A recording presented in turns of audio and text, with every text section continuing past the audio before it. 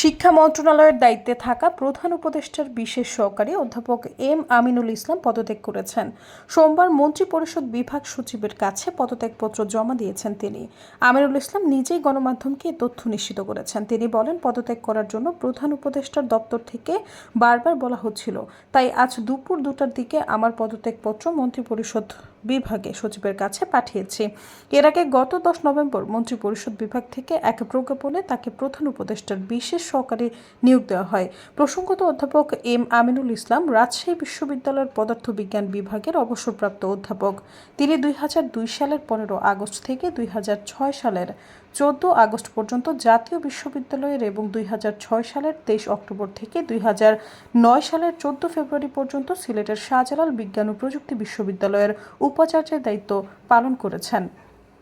এছাড়াও তিনি জানুয়ারি 2018 থেকে আগস্ট 2023 পর্যন্ত বাংলাদেশ মেডিকেল ফিজিক্স অ্যাসোসিয়েশনের সভাপতি হিসেবে দায়িত্ব পালন করেন।